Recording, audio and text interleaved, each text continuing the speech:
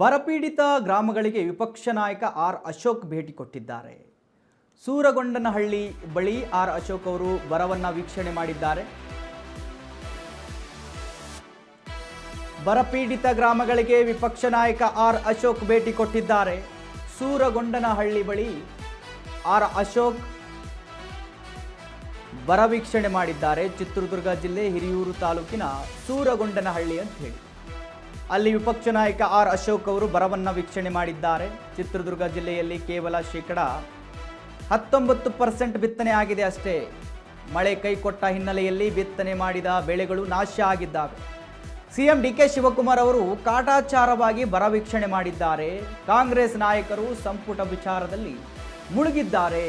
ರೈತರ ಸಮಸ್ಯೆಗೆ ಸ್ಪಂದಿಸಿ ಅಂತ ಹೇಳಿ ಆರ್ ಅಶೋಕ್ ವಾಗ್ದಾಳಿ ನಡೆಸಿದ್ದಾರೆ. ರೈತರ ಕಡೆ ಗಮನ ಕೊಡಿ. ಸುಮ್ಮನೆ ಒಂದಿನ ಬಂದು ಹೊಲಗಳಲ್ಲಿ ತಿರುಗಾಡಿ ಸೂರ್ಯಕಾಂತಿ ಹೂಗಳಲ್ಲಿ ತಿರುಗಾಡಿ ನೋಡೋದಲ್ಲ.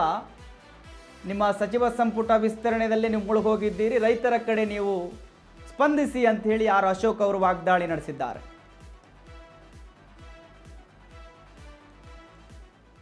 ನಾನು, ನಮ್ಮ ಅಭ್ಯರ್ಥಿಯವರು, ನಮ್ಮ ನವೀನ್ ಅವರು ನಾವೆಲ್ಲ ಬಂದಿರೋವಂಥದ್ದು ಇಲ್ಲಿ ಬರ ಬಂದು ರಾಜ್ಯದ ಜನ, ಅದರಲ್ಲೂ ವಿಶೇಷವಾಗಿ ಚಿತ್ರದುರ್ಗ ಒಂದು ರೀತಿ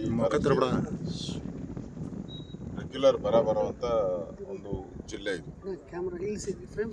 ಇಲ್ಲಿ ಸುಮಾರು 100 ಲಕ್ಷಕ್ಕೂ ಹೆಚ್ಚು ಬಿತ್ತನೆ ಮಾಡುವಂಥ ಜಾಗ ಇದೆ. ಆದರೆ ಬಿತ್ತನೆ ಆಗಿರೋದು ಇಲ್ಲಿ 60,000 ಮಾತ್ರ, ಅಂದರೆ 19% ಮಾತ್ರ, 19% ಮಾತ್ರ. ಇವತ್ತು ನಾವು ಬಂದು ನಿಂತಿರೋ ಹೊಲ ಸೂರ್ಯಕಾಂತಿ ಹೊಲ. ಇಲ್ಲಿ ರೈತ ಇಲ್ಲೇ ಇದ್ದಾನೆ ಪಕ್ಕದಲ್ಲಿ. ಒಟ್ಟು 13 ಎಕರೆ ಒಂದು ಜಮೀನು, ಅಣ್ಣ ತಮ್ಮಂದಿರದೆಲ್ಲ ಸೇರಿ 13 ಎಕರೆ ಜಮೀನಿದೆ.